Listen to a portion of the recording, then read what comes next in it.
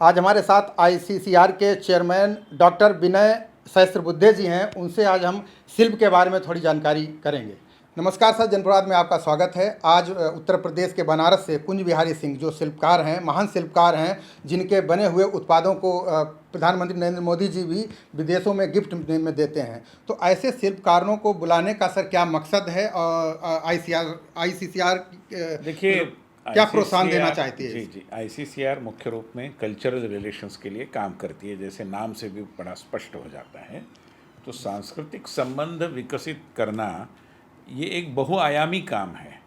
और इसमें हमारे साहित्य, हमारे वाङ्मय, लिटरेचर, हमारी रंगभूमि, हमारे नाटक, हमारा संगीत, हमारे नृत्य, हमारी जो भी कुलिनरी क्यूजीन ट्रेडिशंस है वो, इनके साथ साथ हमारी कारीगरी का भी एक बहुत अहम हिस्सा है।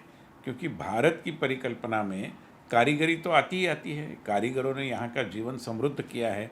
भारत की संकल्पना में कई सारी एक दृष्टि से संपन्नता उनके कारण आई हुई है।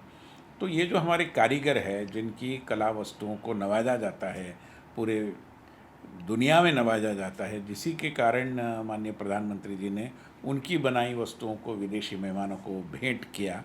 तो ये सारा देखते हुए हम ऐसे कारीगरों के काम को जनता तक राष्ट्रीय सांस्कृतिक संबंधों के संदर्भ में पहुंचाना चाहते हैं, और इसलिए हमने आज उनको यहाँ बुलाया था। उनके साथ हमने हमारे पॉडकास्ट सीरीज़ के अंतर्गत एक संवाद किया।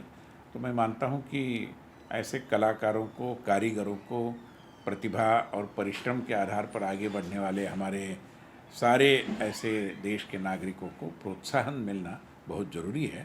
हम अपनी पद्धति से थोड़ा सा प्रोत्साहन दे रहे हैं। सर, मैंने देखा है कि 2014 से पहले सरकारों ने शिल्पकारों की ओर इतना ध्यान नहीं दिया है।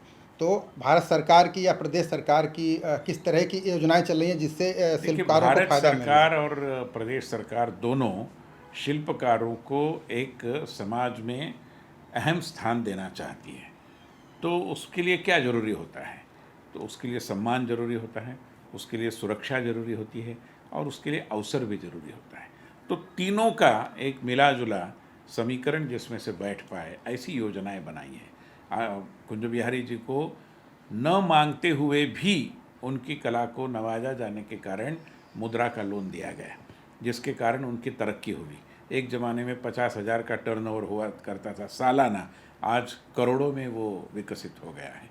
तो भारत सरकार तो इस क्षेत्र की कुल मिलाकर विकास की गति बढ़ाने के लिए बहुत कोशिश कर रही है, और कारीगर समुदाय भी उसमें बहुत अच्छे तरीके से सहभागी हो रहा है। सर, आईसीसीआर की तरफ से आगे भविष्य में से अन्य शिल्पकारों के लिए क्या योजना है? देखो, कैसे हम उनको तो प्रमोट चाहेंगे करेंगे? कि एक समय ऐसा आए कि कारीगरों को भी हम एम्पैनल कर पाए और उनकी कला को एक डेमोन्स्ट्रेशन और लेक्चर के रूप में हम विदेश में ले जाने की स्थिति में भी निश्चित रूप में आ पाएंगे, ऐसा हमें उम्मीद लगती है।